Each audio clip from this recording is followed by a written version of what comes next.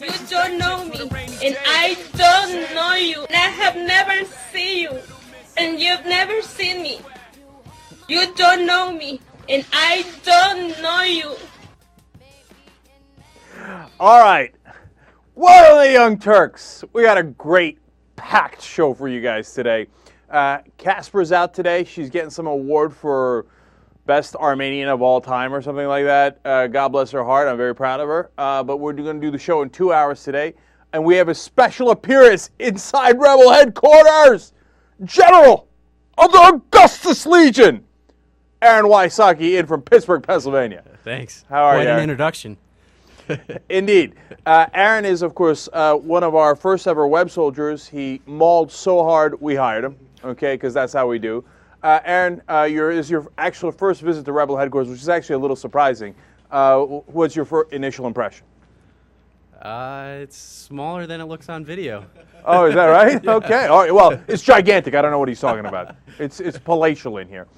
All right, Aaron, we're going to come back to you in the postgame, okay? All right. Thanks All right, we're going to talk about how to get drunk in Pittsburgh, et cetera, or if you can or not, among other things. You know, Pittsburgh is a drinking city with a football problem. Well, that problem looks like it's going to get solved this season. But we're going to talk about that in the postgame as well. All right, now, look, here are the things that are coming up in today's show.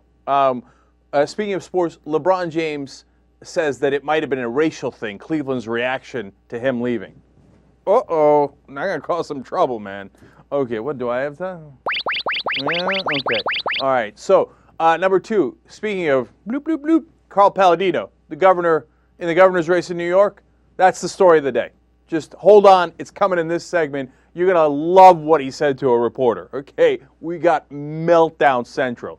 And then the Democrats are coming. The Democrats are coming. They're gaining in so many of the polls. I'll explain that. And then a UN report is out on what happened on the Mavi Marmara.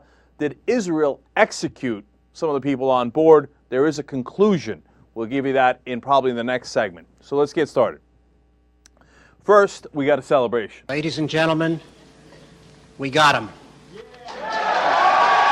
Down goes Rahm! Down goes Rahm! It's official. Rahm Emanuel leaving Friday. Gonzo, Audi 5000. See you, and I definitely wouldn't want to be you. He's going to run for mayor of Chicago, to which I say, get! Okay? Look, I don't. He even wants to win. He loses. He's going to run against Carol Mosley Braun, among others. It's not a guarantee that he'll win at all, even though he'll outraise everybody. But I couldn't care less. Chicago, I hate to do it to you, but have him. Okay? Look, now I told you already, the people replacing him. We know at least interim basis Peter Rouse, and he might actually stay as chief of staff for a long time. Who's Peter Rouse?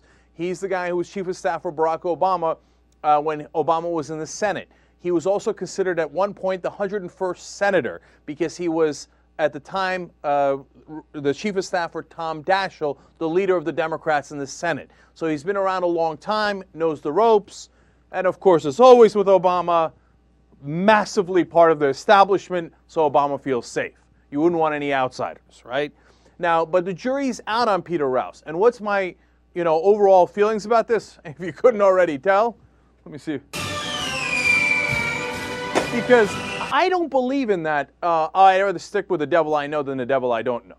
Nope. The devil I know is the devil. Okay. The other guy, maybe he's good, maybe it's bad, I don't know, but I'll take my chances. And look, I don't want people to take that wrong way. It's just a saying, right? But the reality is Rahm Emanuel is a massively pro-establishment, anti-change guy. He always has been, always will be, and I got no interest in Rahm Emanuel. You don't know me. I know, that's what Rouse said. And I said, that's good. Because at least we got a shot with you. And that's the good news of today. We got a shot. I know which way Rahm Emanuel was going to come out on every issue. And it was going to be on the right-wing side, and he was going to convince Obama, as he has argued throughout, and it's by leaks from his favorite journalists who are on his side, who all say, oh, he told Obama not to do this much change.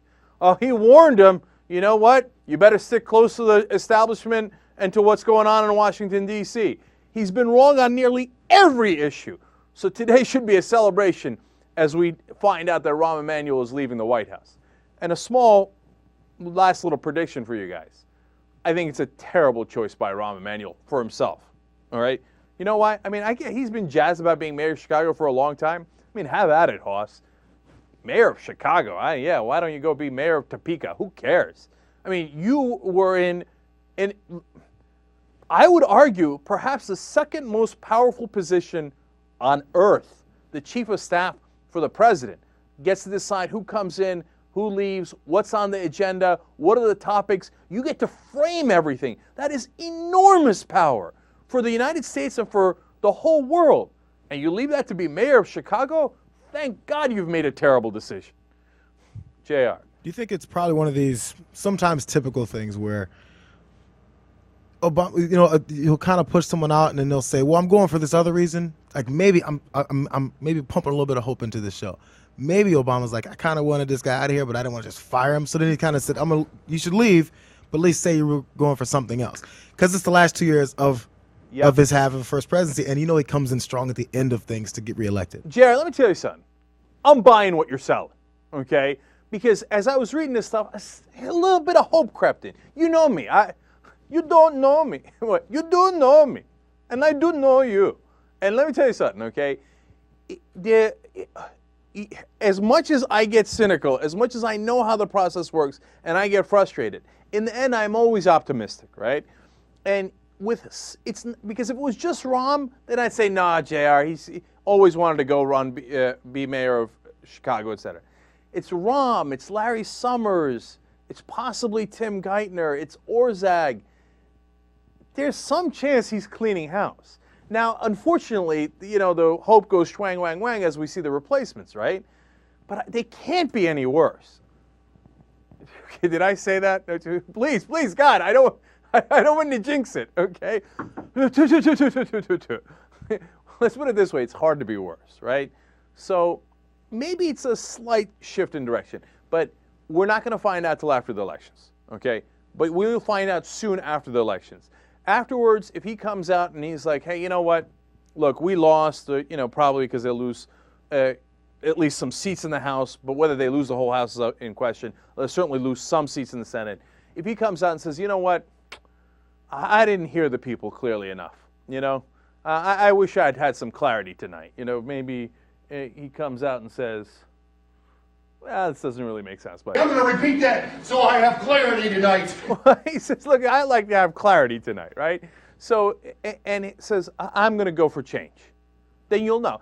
Look, and you'll know in little ways. If Elizabeth Warren is gone very soon after the election, they were kidding. If Elizabeth Warren keeps staying on, maybe they weren't kidding, right? If he comes out and the first thing he does is the deficit commission, we're in trouble, okay? But I'll keep you up to date on all that, and I'll let you know which way they're going, because that's a critical decision. Remember I told you there was a critical decision point after Scott Brown got elected and they no longer had the 60 senators, which way were they going to go? And honestly, as usual, they split the baby. Some was good, some was bad. But we've got another inflection point coming after the elections. We'll see how that goes. But at least there's hope because the bad guys are out, right? Or a lot of them are. I consider them bad guys, okay? I understand I'm saying within context. You all get that. You know me. All right, so now, story of the day. Carl Paladino is a Tea Party candidate, and he upset the Republican establishment candidate Rick Lazio in New York for the governor's race. Now, he's going to go up against Andrew Cuomo. I'm going to tell you at the end of all this if Paladino has a chance. Okay, now this is all relevant to that conversation. So Paladino, he's a little on edge, right? He said some crazy things in the past. He's the one that sent out the African dance saying, it's Obama's inaugural dance. Okay, some serious issues with Paladino, among other things. And we've told you 8 different things that Paladino has done. Now he's got a run-in with a New York Post state editor, Fred Dicker. Now, the background on this is it was exposed that Paladino had an extramarital affair. Mr. Family Values. Shocking, right? And it turns out he had the affair with Suzanne Brady, and they actually have a 10-year-old daughter together. Now, in the middle of investigating that, apparently some reporter went to somewhere where the woman and the daughter was. That upset Paladino. And then Paladino charged that, what about Andrew Cuomo's affairs? Now, he didn't have any evidence of that. He didn't have any proof. He just kind of threw it out there. So now this Fred Dicker is going to come up to Paladino after he gives a talk, and he's going to ask him about that. And then we have this awesome run-in. Let's watch. The Cuomo campaign says nice to see you, Fred Dicker, says you've descended into the gutter by suggesting he was involved in extramarital relations when he was married with no evidence. Do you have any evidence of that? And if you don't, isn't that going into the gutter? Well, a guy that's been in the gutter and spent a good part of his life in the gutter with Andrew Farkas, he should think twice about trying to characterize me. But you're a lawyer. You've heard the term. Yeah, and I'm also a lawyer. Okay, Yeah. that very. What evidence do you have for something that most people would consider a smear? I want to know why you sent your goons after my daughter. I sent no one after. Oh, I want to know, what does Fred. that have I to want to do know with your about charge against Cuomo? Do you have the evidence or do you not? I will at the appropriate time. You're going to hear it. He's got Yes, three I do. daughters. How can you say that about him? Oh, I have a daughter too, Yeah, you Fred. talked about her. I have a daughter. You brought it out. Fred, that's it. Stay away from me. What evidence do you have? Listen. All right. You ever hear about when did you You stop send your wife? one of your Ever hear goons that? after my daughter? What Send does it that one have more to do with time. hearing the guy? The guy's easy. Come on. Hey, stay away from me, man. Don't touch me. Men go in that bathroom. Who are you? Who the hell are you? I'm trying to ask him a question. Do you have any evidence for the charge you made? It's a simple question. Of course I do. Where You'll get it at the appropriate time. You're not entitled to it. At the appropriate time, you'll get it. This guy's the Attorney General of the state of New York. And you're his stalking horse, Fred You can Dicker. say it, but where's You're the his evidence? stalking horse. What's the evidence? You're his bird You dog. made the charge. You send another What goon do to you my have to daughter's back house it up? and he'll take you out, buddy. You're going to take me out? Yeah. How are you going to do that? Watch. What are you, threatening me? Hey, Fred. Yeah, he's threatening you. I'm going to take you out, buddy. Okay, you watch. What is this, The Sopranos? This is awesome. All right, so look, he looks like, we got an issue in America with this guy, right? Well, Tea Party people told us, no. If you pick people like this, who are real Americans, who are not these polished politicians with that talk out of both sides of their mouth, they have a better chance of winning. So let's go to the numbers. Turns out Carl Paladino is down by 30 points in New York. Has almost no chance of winning. In fact, when asked in a poll, more than half of the respondents said Paladino is unfit to be governor. Not I'm not voting for him. He's unfit to be governor. And that was before this latest blow-up where he's telling people he's going to come after reporters, and he's going to say, hey, buddy, I'll show you how I'm going to come after you. Okay? So Paladino, Republican chance of winning in New York. What? Sick gone, obliterated. Hey, Tea Party, congratulations. You rocked it, man. You nailed it. Way to cost the Republicans another seat. God, you guys are brilliant, man. No, go further right. Go further right. I bet that pays off for you at some point. I'm going to come out for you, buddy. You see, all right? I'm going to come for you. You're a stalking horse. What are you doing? All right. I understand we made a little video of this. You ready for some fun? Okay. Let's watch.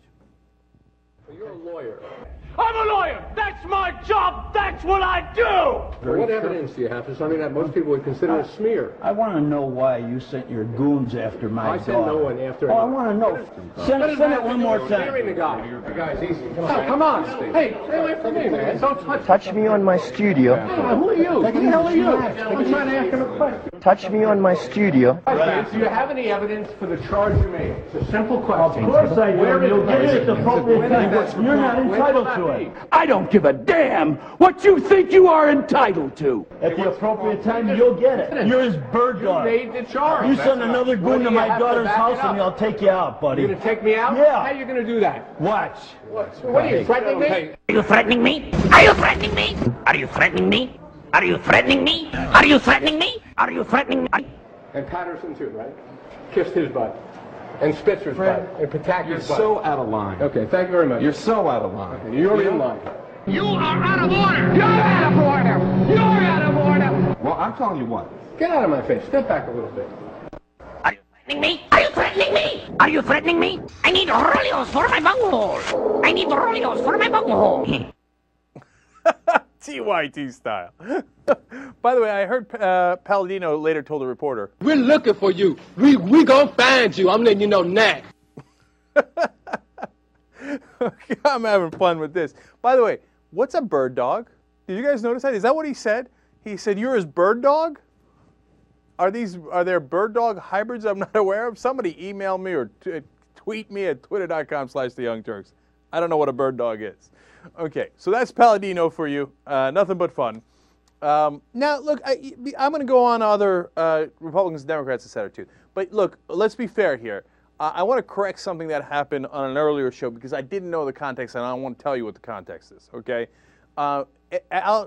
Alan Grayson in Florida had run an ad that I said was strong and tough and that I liked. Let me remind you what the ad is. Let's run that. It's clip number 5. I'm Congressman Alan Grayson, and I approve this message. Religious fanatics try to take away our freedom in Afghanistan, in Iran, and right here in Central Florida. Wives, submit yourself to your own husband. Daniel Webster wants to impose his radical fundamentalism on us. She should submit to me. That's in the Bible. Webster tried to deny battered women medical care and the right to divorce their abusers. Submit to me. He wants to force raped women to bear the child. Submit to me. Taliban Dan Webster, hands off our bodies and our laws. All right, so, I mean, that was strong, right? When Grayson comes for you, he's going to come strong, right? And I like to add because it was Democrats fighting back. And look, if this guy's got radical positions, why on God's green earth wouldn't you point them out? The problem is I had not seen the whole context of what Dan Webster was talking about there. Now, they showed that on MSNBC later, and I want to show it to you here. And then I'll tell you my new opinion on this. Let's look at Dan Webster's full clip here in context. If I have verses for my wife, don't pick the ones that say she should submit to me. Okay, that's in the Bible, but pick the ones that you're supposed to do. So instead, you'd love your wife, even as Christ loved the church and gave himself for it. And as opposed to wives, submit yourself to your own husband. Oh, come on. No. In the full context, there's no question. He's saying, don't pick the verse in the Bible that says, submit to me. So that's Breitbarting it a little bit, okay? Now, Grayson could have made that point because he's right on the substance of the things that Dan Webster proposes, the legislation, etc. But he shouldn't have used that clip.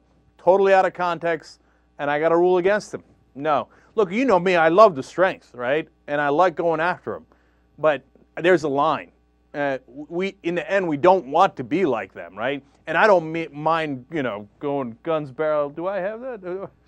I don't know. Anyway, as Phil Davidson would say, double-barreled, guns loaded, right? But you got to be right with the facts. You can't play loosey-goosey with the facts. And that I think is out of context, and he shouldn't have done the ad that way. And you know what? It takes away from the credibility of the ad when the substance of the legislation that he's criticizing is right. So I don't think it's even effective because of that. Now, all everybody's talking about is that the clip was taken out of context. JR. And actually, I saw a little piece of, because that was part of the interview he had on MSNBC, right? Mm-hmm. And the thing that, I don't know, I kind of wish she'd said was, yeah, okay, maybe even admit it. Yeah, fine, it's out of context. But she said, but why do you have to do, she kept asking, why do you have to do this? Why do you have to do this? Well, would you be talking about it right now if I hadn't? If I just point out the 5 things that he introduces that are ridiculously radical against women. Now, it's a shame I have to do this to get your attention about it. But now it still is you're on the wrong side as far as your ad. But you're never getting your point across if one side is lying constantly, and as we know, they do take things out of context, and you're just telling the truth. Yeah, I hear you, JR. But I thought the same thing. Don't get me wrong. What Grayson's great at is what Republicans are good at, which is changing the conversation. Because now the conversation is all about how radical is Dan Webster. How anti-women is Dan Webster. Now, even if he proves that he's not as radical as Grayson is saying, he's still implanted in everybody's head Taliban Dan Webster. So on a political level, mission accomplished in that sense. But at the same time, I saw that same interview, JR, obviously, and Grayson also appears unlikable, though, there, because he doesn't admit it, and he's busted, and he won't, and he has taken it out of context. So he hurts himself a little bit, too, which, by the way, Republicans do all the time. They go on the attack, they clobber the Democrats, and then meanwhile, they lower their positive ratings as well. Now, generally speaking, it's worked out for them, although they've gone over the cliff on it, obviously, and jumped the shark. So I think you could have still gotten everybody's attention by hitting them super hard just without using that clip. And for me, the bottom line is, even if I agreed with it like that it was a good political strategy. As an objective commentator, I say no, can't have it, because we're interested in the truth, and that clip was not true, right? So, all right, now look, we got to take a quick break here, but when we come back, Democrats are coming, rising in the polls. I'll tell you which ones, and then we got two goofy Republicans making asses of themselves as usual, and then we have the UN Commission on the Israeli raid. Were there executions or not? Young Turks. All right, back on TYT. So all of a sudden, here come the Democrats from behind. We've been telling you all this week, you're catching up in the polls. Barbara Boxer catching up, and passing Fiorina now has as high as a 9-point lead. Jerry Brown taking out the whooping stick on Meg Whitman, caught her from behind. Latest poll has him up 5. Aggregate polls have him up 1. He crushed in the debate the other night, and he's about to spend $20 million and beat her politically senseless with that stuff, okay? Jerry Brown is coming, okay? Tell Randy Gonzalez. So now we go to Pennsylvania. Joe Sestak way behind Pat Toomey. That's another one that's deeply disappointing to me, because Sestak is a very reasonable, very moderate guy. In fact, I wish he was more progressive than he is. Pat Toomey is a total right-winger. He's the one that ran Arlen Specter out of the Republican Party because he only voted with Bush, I think, between 80 and 90% of the time, okay? So Pat Toomey leading was awful. That being said, all of a sudden, his lead went from 9 in the 3 polls ago to 7 in the poll after that to 5 in the poll after that. And now we have a poll out from Susquehanna Polling and Research, 45 to 42, within 3 points within the margin of error. Here comes Admiral Joe Sestak from behind. Better watch yourself, Toomey. He's coming. All right? So, now, that's number 1. Number 2, or that's actually number 2. Number 3, Joe Miller in Alaska. This guy is high-stepping, man. This guy's Leon Lett. Okay, he thinks he's already won. This is a Tea Party candidate that beat Lisa Murkowski in the Republican primary in Alaska. Get a load of the tweets he sent out. Recently, he's said these 4 tweets. My sincere appreciation for the warm welcome, including from future colleagues in D.C., as he went to Washington. He said, no, they're my future colleagues. I'm already in, okay? Tweeter before that. Then there's the matter of a name plaque for the door. He's measuring his door. This is like literally like, they talk about he's measuring the drapes too early. He's talking about putting a plaque on his door in his Washington office. Tweet number 3. Guess I should pick out some office furniture as well while I'm in D.C. Damn, this guy's cocky, man. Tweet number 4. I think I'll do some house hunting while I'm in D.C. I guess that he thought overall. If nominated tonight, I win! Okay, so he thinks he's got it locked up. But all of a sudden, there's some new polls out. There's a poll by a group called Creation Research. They said, what if Lisa Murkowski does a write-in campaign? Who would you vote for, right? Now, write-ins are tough, and Murkowski's saying she's going to do a write-in. They have Murkowski up by 11. There's a CNN Time poll that only has Murkowski losing by 2 points within the margin of error. So here comes Murkowski. Now, she ain't no Democrat, and she's a corporatist, okay? And I got no interest in Murkowski. But this guy's like, oh, which house should I live in? Oh, this is going to be awesome. What should I put on the door? Should I get Oriental rugs or Persian rugs for my office? Dude, the election's like, over a month from now. I've never seen a candidate this cocky in my life, especially with polls showing you're losing. These Tea Party guys, man, they're a fascinating bunch. And Murkowski says, look, I'm a Republican, and I'm not going to get run out of town. In fact, she says, I have been a Republican in times good, and I have been a Republican in times bad.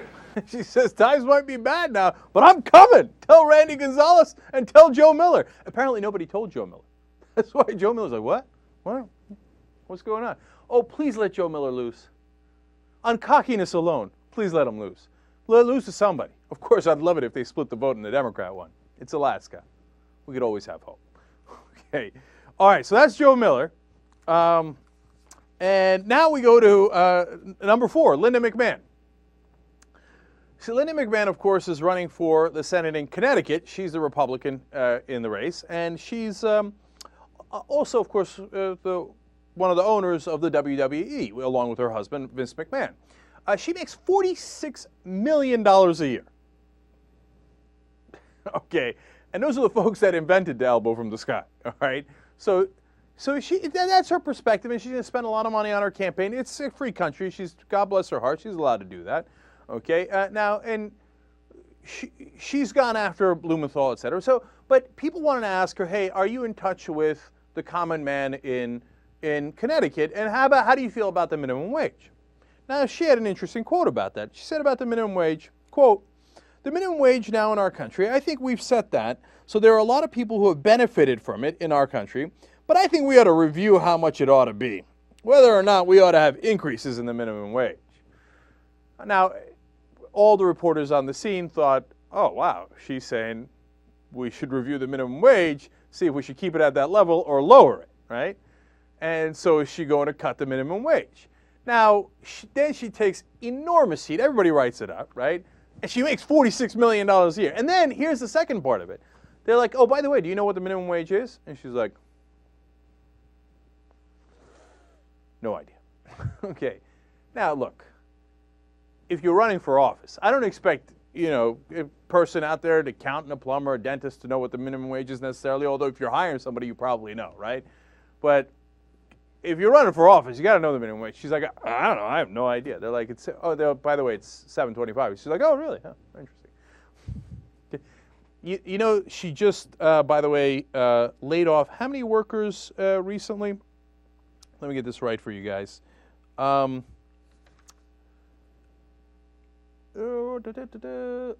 of her workers.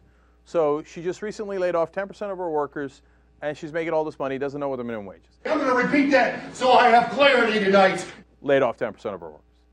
Okay, so then Stacey, they're in a lot of trouble, and her campaign spokesperson comes out with a massive backpedal. Now, here's what that campaign spokesperson says. I think a good deal of creative interpretation is needed for anybody to take away from these quotes that she's in favor of reducing the minimum wage. She's clearly saying that we ought to review whether this, in fact, is time to raise the rate. Right. And then she says, the spokesperson says, that word is not one and same with cut. Noah Webster, I'm certain, is turning over in his grave today. Oh, yeah. No, the Republican candidate in Connecticut was talking about raising the minimum wage. Hey, look, if that's her position, fantastic. How about it, Hoss? Let me hear you, okay? So come out and tell us that you want to raise the minimum wage. Is that your position? Yeah, I didn't think so. Okay. Come on. All right, so that's your updates on the latest horse races, as it were, and the different races throughout the country. Now we've got a serious story for you guys. So you remember the Mavi Marmara boarding. Of course, Israel boards the flotilla going to Gaza, and of course 9 people died on board, over 30 were shot, and one particular person that I thought was egregiously shot was Furkan Doğan. He was a United States citizen and a Turkish citizen, and what I mean by that is that it appeared from the evidence that he was shot at close range in the head, so that appeared to be an execution. And I said that on air, and I said, do we not care that we had a United States citizen executed? And, of course, a lot of people said, oh, how dare you? You don't know anything. That's ridiculous. That's outrageous. How can you possibly say that? Well, okay, now the jury's in. There was a fact-finding mission put together at the United Nations. It's at the Office of the United Nations High Commissioner for Human Rights. And they have studied the evidence, and they concluded from ballistic evidence, among others, as you'll see here, that Doğan was, quote, lying on the deck in a conscious or semi-conscious state for some time before he was shot in the face. They said that the shot was, quote, delivered at point-blank range. And their conclusion was, based on both forensic and firearm evidence, the fact-finding panel concluded that Doğan's killing and that of 5 Turkish citizens by the Israeli troops on the Mavi Marmara in May 31st, quote, can be characterized as extra-legal, arbitrary, and summary executions. All right. Now, they went through a lot of different evidence. And now, of course, Israel will always reject anyone that isn't an Israeli-appointed commission, and they say that's outrageous. Everybody in the world hates us. There's somebody from Trinidad and Tobago. Why they would hate Israel, I don't know, as part of this fact-finding mission. But they're like, no, the whole world is anti-Israel, and so they're blind to the facts. But the reality is they interviewed over 100 people, and they looked, and they got scientific evidence here. They show exactly where the bullets came in, exactly where they went out. They had forensic experts look at it, and it's rock solid, okay? And, for example, they saw that one of the Turkish citizens, Ibrahim Bilgan, who's 60 years old, he was actually shot from the helicopter. So the Israelis saying that they didn't shoot from the helicopter, not telling the truth, because forensics experts say he clearly was shot from above, the bullet comes in from the top and exits the body, and you can tell how far it traveled, so it must have come from the helicopter, right? Now, the commission is not biased or unbalanced. They say, look, actually the boat was split. And we had an interview on the program with somebody that was on the boat, and after talking to her, I said the same thing. Some people on the boat decided, hey, we're going to be nonviolent, and if they come, we're just going to let them arrest us. Other people on the boat decided to do makeshift weapons, okay? They grabbed railings, they grabbed different things, and they threw it at the Israelis. When the Israelis tried to board from the boats, they didn't allow them, they repelled them. And the commission also found, hey, you know what? On the board, they actually captured 10 Israeli soldiers, which is more than we had realized before. And they did take their weapons. But here's the interesting part about that. They said 9 of the weapons that they took from the Israelis, they immediately threw in the water. They kept one, they said, for evidence reasons. But what we know for sure is they did not fire any of those weapons. They did not have any guns on them in the beginning, and even after they got the Israelis' guns, they did not use them. They threw them away. When the Israelis came in with guns, that was not the same result. We had the 1 U.S. citizen and 5 other Turkish citizens executed, according to this panel. The Bilgan, the one I was telling you about before, the one that got shot from the helicopter, also point-blank range. After he'd been shot the first time, they come and they shoot him in the side of the head. Gone, dead, executed. Okay? Now, look, you can go, la, la, la, la, I don't see you, I don't hear you. You can do all the denial you want in the world. But facts are stubborn things, okay? And by the way, what is the U.S. reaction to this? And this is, I think, more telling than anything else. The State Department, first of all, we've had no official reaction, okay? Then when you ask the State Department says, the tone and conclusions of this report are unbalanced. It's as if our citizen wasn't executed. It's as if we're on the other side. My God, man, your citizen was executed. Aren't you supposed to say something about that? Aren't you supposed to object to that? It's unbelievable. Now, if you think that's bad, the people reporting this are TruthDig. It's a website. And you can go look at not only TruthDig, but you can look at the report itself. And you can see which countries participated. Make up your own mind on it, okay? But TruthDig went and did research. You know how many other United States media outlets have covered this story? 0. Before it came out on TruthDig, none. The report was public. Turkish media had already covered it. Other international media had covered it. 0 U.S. media. All right, can you imagine if Iran boarded a ship and executed a United States citizen? What would be our reaction? We'd be at DEFCON 4 right now, right? We'd literally be thinking about going nuclear. We'd certainly be thinking about invading the country because we already want to invade and they never did anything like this. But when it's our ally, oh, no, no, no, oh, it's unbalanced. No, no, no, no interest. I don't see it. I don't see it. Oh, la, la, la. Crazy, man. So, you know, I don't want this to be like an anti-Israeli thing. Look, I want peace. I want Israel and Palestine to exist peacefully together, and we all want that. Our show is all about peace, right? And I got nothing against Israel as long as the two countries live side by side. I have no interest in being anti-Israeli. That's not the point. But when people say, hey, the Israeli lobby has a little bit too much power in this country, come on now, isn't that obviously true? And it's not just the Israeli lobby. Don't get me wrong. The NRA has too much power in this country. You know that in this country, the NRA is so powerful that if you're on a terrorist watch list, you can still buy a gun. Okay? It's madness. And it's about how our system is corrupt. And it's not by the Israelis, it's not just by the NRA, it's the whole system is structurally corrupt. The ARP has a lot of power, et cetera, right? So, but in this case, does the Israeli lobby have too much power? Come on, come on. The proof is in the pudding here. The country executes one of our citizens, and we nearly apologize to them. It's madness. And look, I know people get heated on this, and everybody's passionate about it. And it's really hard to see beyond your own point of view. Don't trust me. Trust yourself. Go look at the report. See if you think if they're making it up, right? Do you think they made up the forensic evidence? They made up where the shots came in from? That they found some anti-Semitic guy from Sri Lanka to come in and say, oh yeah, the bullet went in that way, but I'm going to lie, and it went in the other way. Read the report. Read Truthdig. Read where, you know. This is crazy. I wish we were more balanced in this country. I wish we had a better media, but we don't right now. But hey, you know what you have? You have us. And we're going to deliver the news to you. And if the rest of the media doesn't bring you the news and we do, well, then you should come watch us instead of them. Young Turks. You can go your own way. All right, back on the Young Turks. Now, more hope from today, as we were talking about hope earlier with JR. You know, Elizabeth Warren, of course, was the head of the bailout Congressional Oversight panel, right? And she did a great job there, and then she got appointed, kind of, well, at least to set up the commission for consumer protection, right? So who's going to replace her after she leaves the Oversight panel? Well, that's another good indicator of which way the Obama administration is going to go.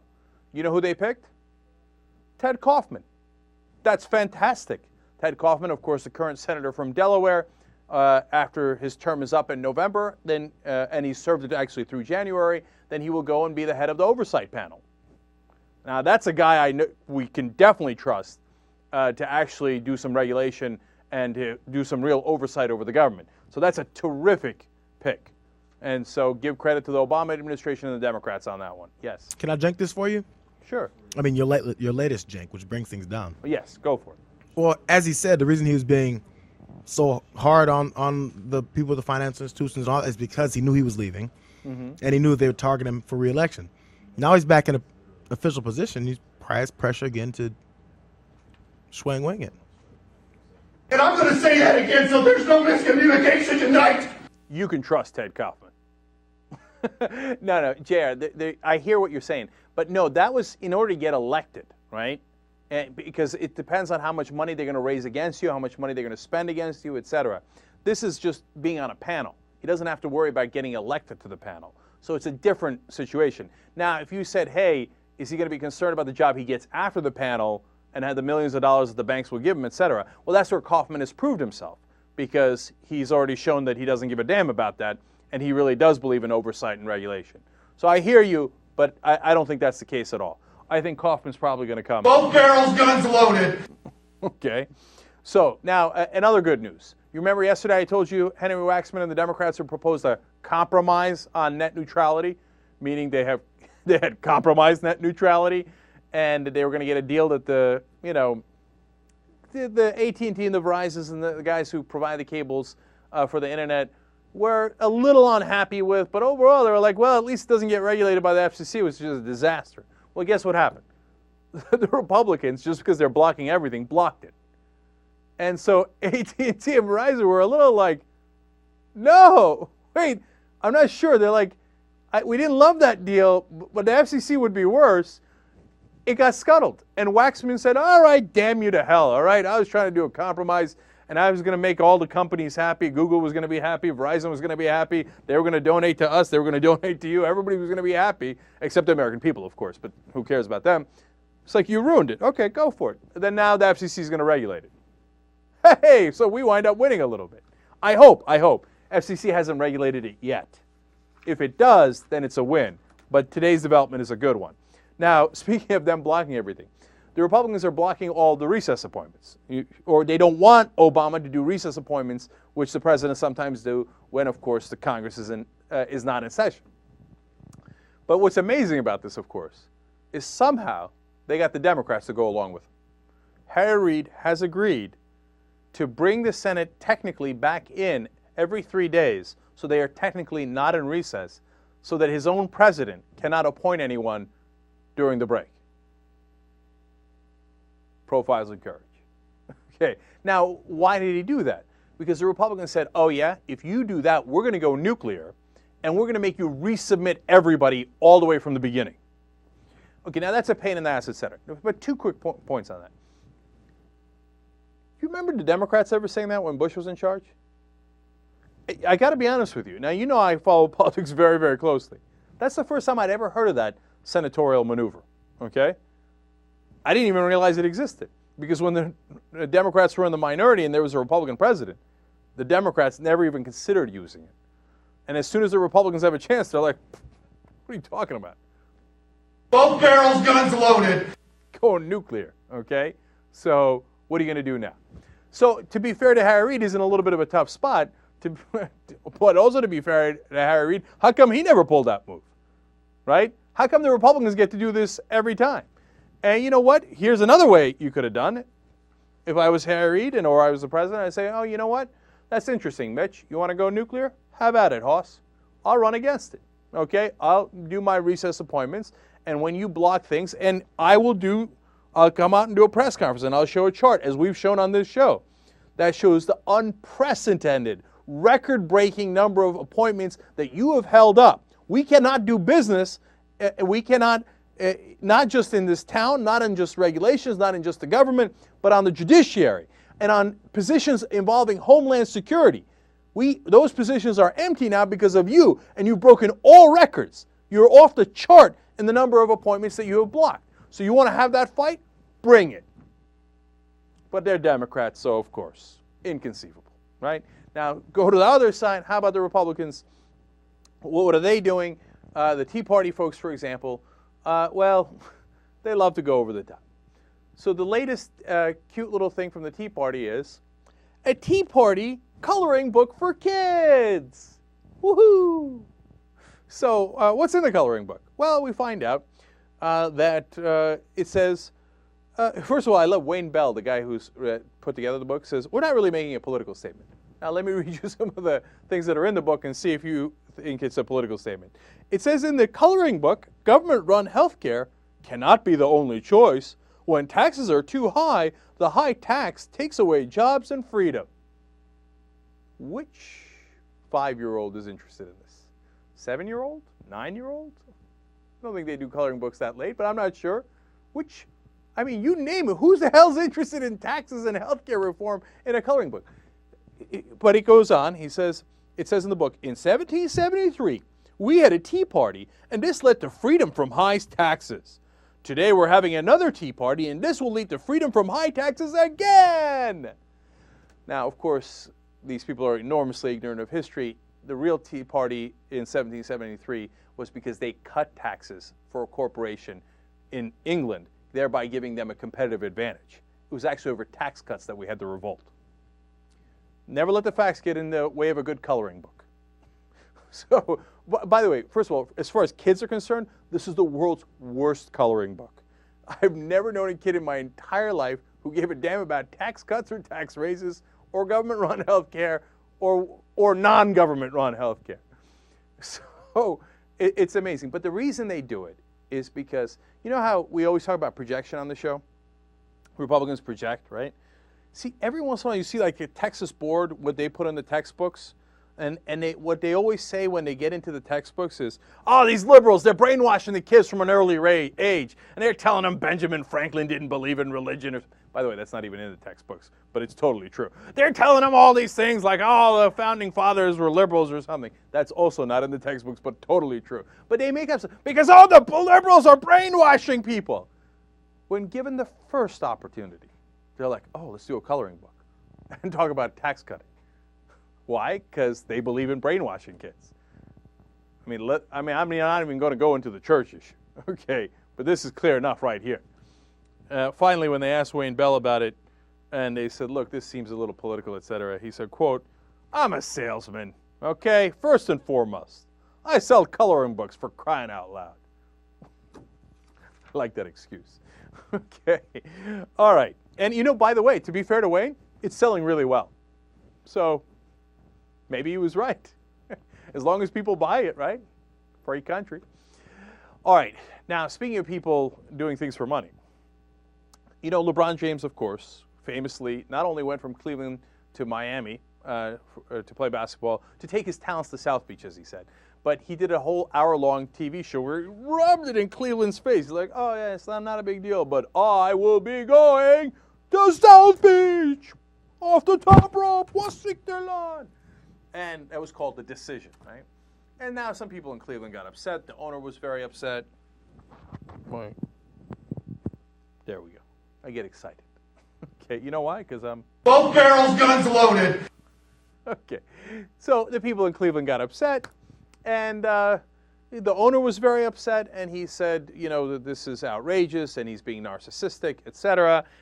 And if you saw them doing the dance in Miami, you might have to agree. Then Jesse Jackson fired back and said that's a slave owner's mentality.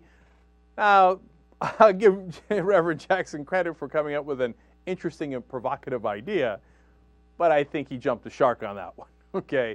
No, that's too much. Okay? I would say significantly too much. But, okay, look, that was the initial round, and people were heated, etc. But Soledad O'Brien was interviewing LeBron James recently, and she asked him, hey, do you think Cleveland's reaction had something to do with race? And LeBron replied, quote, I think so at times. It's always, a race factor.